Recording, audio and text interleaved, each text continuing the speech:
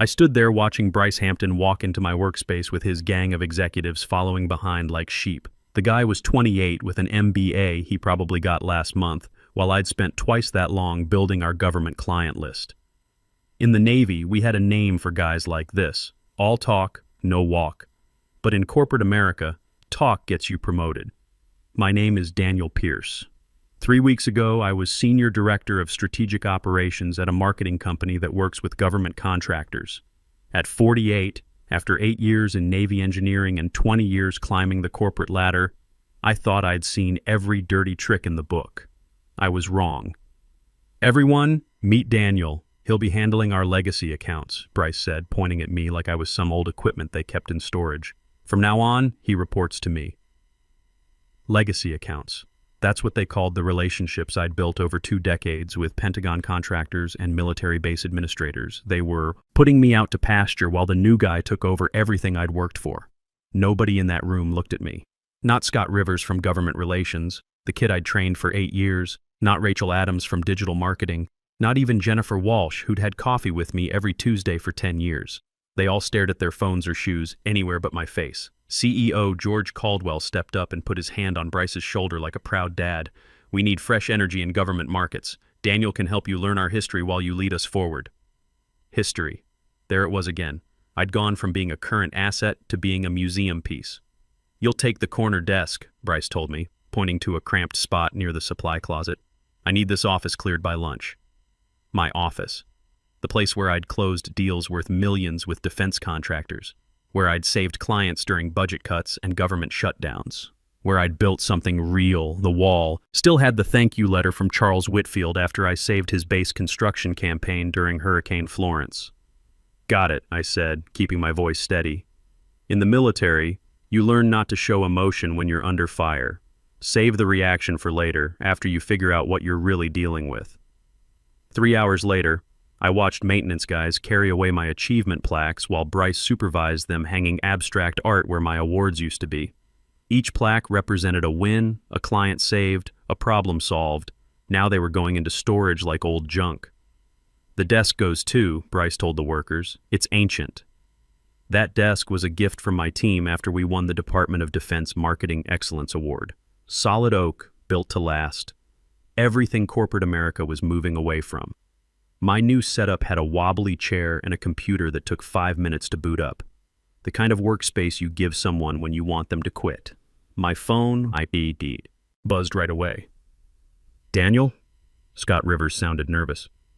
"Sorry, but Bryce called a team meeting in the conference room." "When?" Right now?" He said it's just for team leads. Team leads. They'd cut me out of a meeting about my own department. In intelligence work, this is called isolation, cutting your target off from information. "No worries," I lied. After hanging up, I saw a new email from Bryce to the whole department. Subject: moving forward, new strategic vision. The attachment was a 16-page presentation that made my stomach drop. I opened it and couldn't believe what I was seeing. This wasn't just similar to the Pentagon contractor strategy I'd written 6 months ago. It was my exact proposal, word for word, down to the specific targets for Air Force and Army contracts. The same strategy our CEO had called too traditional when I presented it. But now it had Bryce's name on the cover. In the Navy, we had rules about this kind of theft. Document everything. Document. Build your case. Never react with emotion. That's how you lose credibility and give your enemy ammunition. I took photos of my screen with my phone, then forwarded my original proposal to my personal email. Timestamps don't lie. A yellow sticky note showed up on my desk at 4:30, Bryce's handwriting. "My office, 5 o'clock sharp." I got there exactly at 5 o'clock. Military habits die hard. Bryce was leaning against my old desk, typing on his phone with the attitude of someone who'd never earned respect through actual work. "Sit," he said without looking up. I stayed standing. Small move, but whoever controls the space usually controls the conversation. He finally looked up, annoyed I hadn't followed orders. "Your Pentagon strategy got great feedback in today's executive meeting." "You mean my Pentagon strategy?" His smile never changed. "Your research was useful background, sure, but background isn't strategy, Daniel. I modernized your basic ideas into something we could actually use." Modernized. I'd heard officers use that same language when they stole ideas from enlisted guys. Different words, same tune. You copied my work, I said, keeping my voice level. In intelligence training, you never show your cards early. Let the target dig his own hole. That's a serious accusation, Bryce said, putting his phone down slowly, especially from someone in your position. What position is that? He leaned back in my old chair. People who stay at one company too long get territorial, resistant to change. The CEO understands this might be tough for you. In the Navy, they valued guys like me, sailors who knew how things really worked beyond what was in the manual. In corporate America, that knowledge was apparently a problem. Is that why you cut me out of my team meeting? Bryce sighed like a teacher dealing with a difficult student. I needed honest feedback about leadership. People can't speak freely with their old boss sitting there. That hit me like punch. He'd been working my own team against me, getting them to complain about me behind closed doors. We're restructuring next month, he continued, trying to sound sympathetic. Some jobs will be cut, others will change. Your future here depends on how well you adapt. The threat was clear. He was offering me a chance to surrender before the real fight started. Anything else? I asked. Yes. The Whitfield presentation tomorrow. I'm taking it. Charles Whitfield, my client for 16 years. The Pentagon contracts officer who'd specifically requested that I handle his account personally. The relationship I'd built through budget crises, administration changes, and countless emergency calls. Charles asked for me specifically. I talked to Charles this morning, Bryce said with fake confidence. He's on board with the new direction. He was tearing apart everything I'd built. My job, my relationships, my reputation. This wasn't just corporate politics, it was warfare. That's all, he said, going back to his phone like I didn't matter. I walked out past the glass conference room where my team was still meeting. They went quiet when they saw me, looking away like guilty kids. Whatever Bryce had told them had worked. Back at my corner desk, there was an email from HR waiting. Performance Development Plan, confidential, a PIP. In corporate speak, that's a 90-day death sentence. The document listed resistance to new leadership and territorial behavior. Reading it felt like a report written by the enemy. I'd given 20 years to this company, worked through my divorce when Nicole left because I was never home, missed my son Stone's graduation to handle a client crisis, skipped every vacation and family dinner for work emergencies. Now some kid who'd probably never worked a weekend was erasing me like I'd never existed. I shut down my computer, grabbed my stuff, and walked out without saying goodbye to anyone. In the parking garage, I sat in my truck for 20 minutes watching other people head home to their families. I was angry, sure. But underneath that was something else, something cooler and more familiar. In Naval Intelligence, we had a saying, emotion tells you the stakes, not the strategy. I knew what I was feeling, but I needed to think like the analyst I used to be. That night, I didn't call Nicole to complain. Didn't crack open a beer and feel sorry for myself. Instead, I fired up my laptop and started what we used to call a threat assessment. My external hard drive had 15 years of work files. Every email, every project, every presentation I'd ever done. I'd started backing everything up after a server crash almost killed 3 years of client data back in 2011. In the military, we called it operational security. In corporate life, it was just common sense. But digging through those files, I realized I had something better than just my work history. I had a pattern recognition system trained by military intelligence and sharpened by 20 years of corporate strategy. Bryce hadn't just stolen my Pentagon strategy. Looking at the file data, I could see he'd accessed my proposals within hours of joining the company. That meant someone gave him my login info or he'd found another way into our systems. I opened a secure notes app, old Navy habit, and started documenting everything. When Bryce got hired, when the merger happened, when he first pitched ideas to leadership, when my team members suddenly became unavailable for our regular meetings. What came together wasn't random office politics. It was a planned operation. By 2 a.m., I had something that made my hands shake. Not from anger this time, but from recognition. I'd seen this pattern before in briefings about corporate spying and sabotage. Bryce Hampton wasn't just some ambitious MBA trying to climb over the old guys. He was something much worse, and I was the only one who could see it. The next morning, I got to the office before sunrise, old Navy habit that had always worked well in corporate life. While Bryce and his crew were probably still celebrating their victory, I was doing what intelligence officers call surveillance. My corner spot had one advantage Bryce hadn't thought about. I could see his office and the main conference room without anyone noticing. From my desk near the supply closet, I could watch meeting patterns, track visitors, and monitor communications. Over the next week, I documented everything. Bryce's meetings ran like clockwork. Same people, always behind closed doors, always followed by private phone calls. It reminded me of security protocols I'd seen in classified work. The breakthrough came from an unexpected source. Scott Rivers showed up at my desk Thursday afternoon, looking uncomfortable and avoiding eye contact. "Daniel, I need to tell you something," he said, checking to make sure nobody was watching. "About that team meeting last week." I waited. In interrogation training, silence is your most powerful tool. "Bryce didn't just ask about your management style," Scott continued, dropping his voice. "He wanted specifics about your file access, your backup systems, whether you keep work documents at home." The pieces clicked together like a machine. Bryce hadn't been running a typical corporate power grab. He'd been doing what we called a capabilities assessment, mapping my resources, my network, my vulnerabilities. "He recorded everything we said," Scott added. "Had his phone on the table the whole time, said it was for documentation." "What else did he ask?" Scott looked miserable. "Your military background, whether you'd mentioned specific training or outside contacts, whether you seemed to have connections beyond the company. Professional intelligence gathering. Bryce had been treating me like a target for systematic exploitation, not just a corporate rival."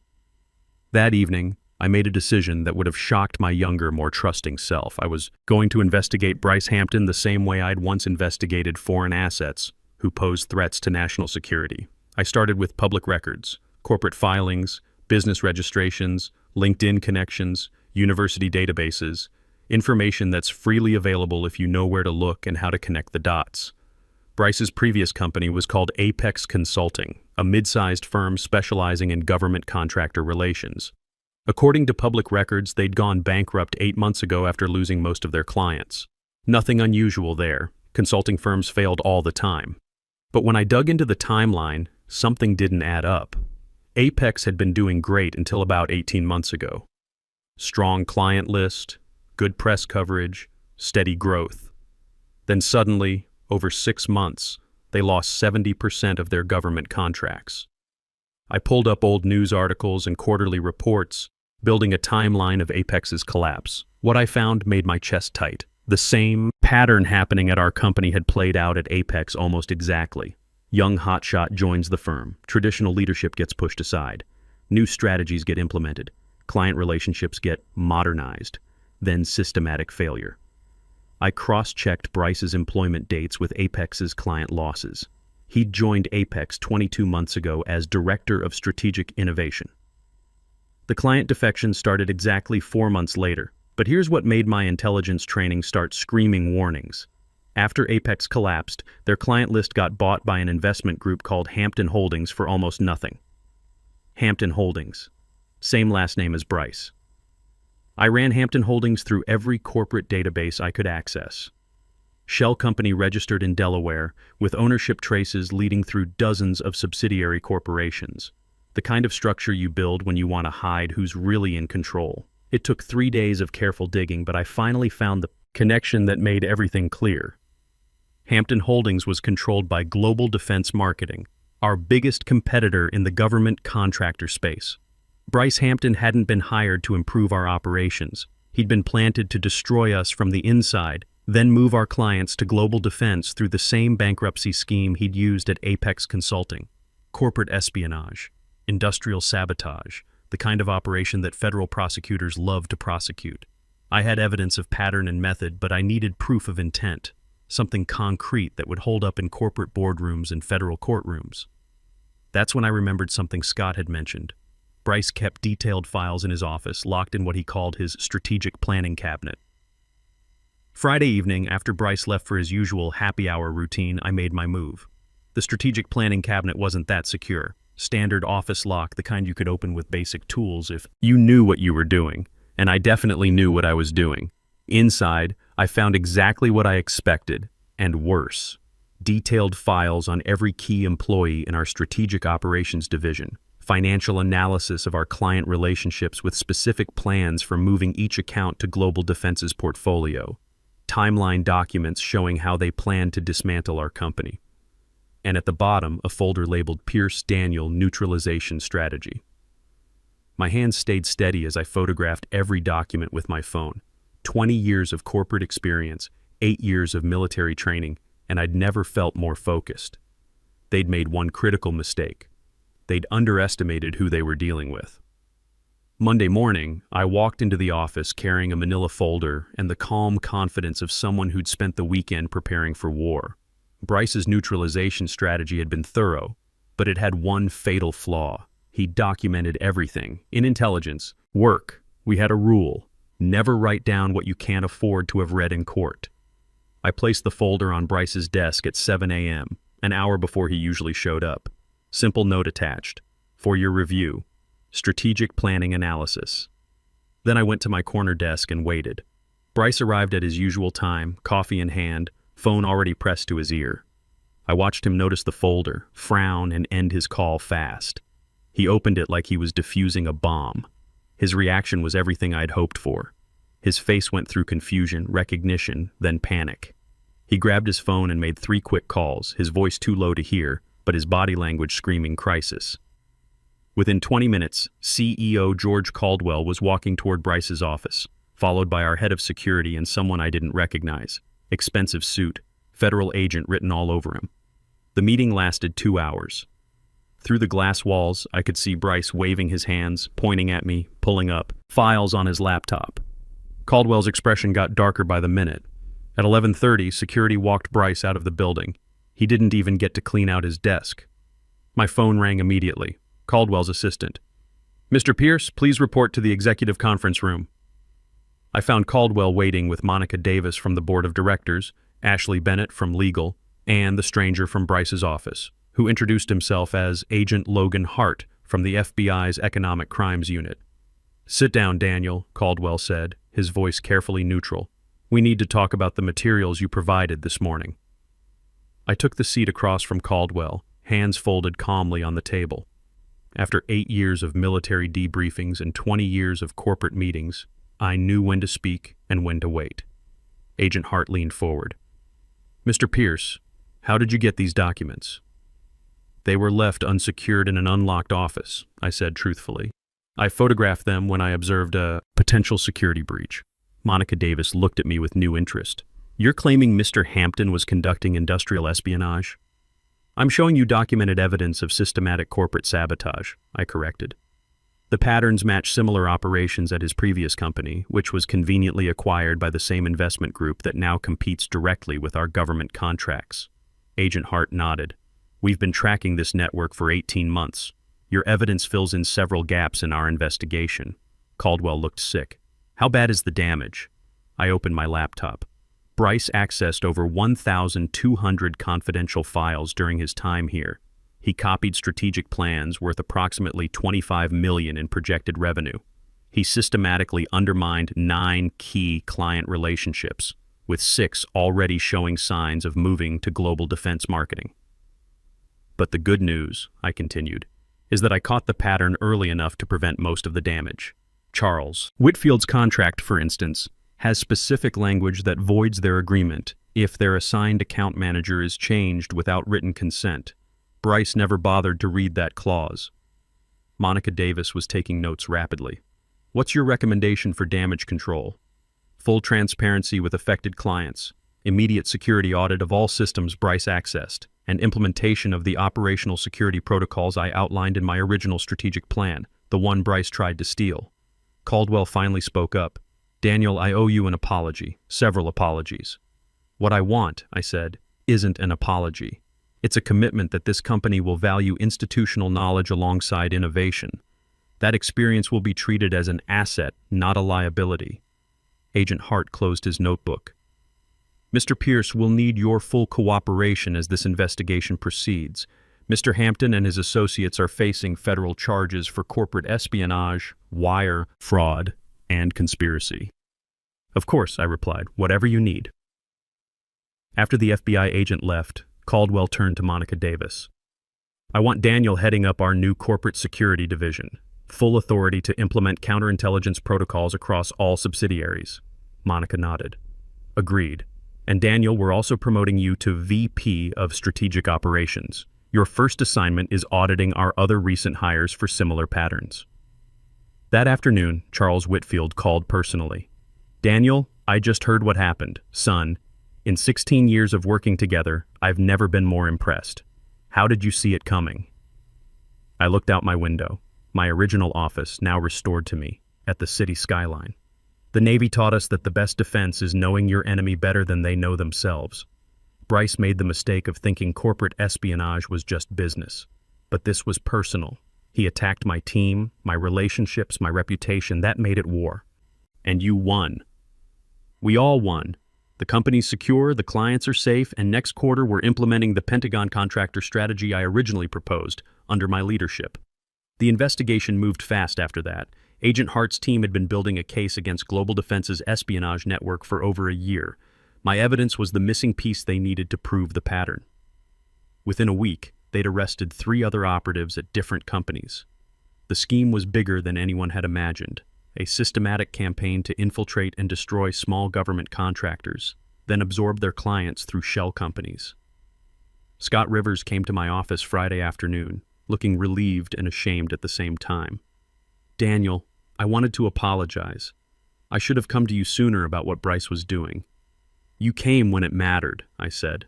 That took guts. Most people would have kept quiet to protect themselves. What happens now? Now you become my deputy in the corporate security division. Consider it part of your education, learning to spot threats before they can do damage. The kid smiled for the first time in weeks. Yes, sir.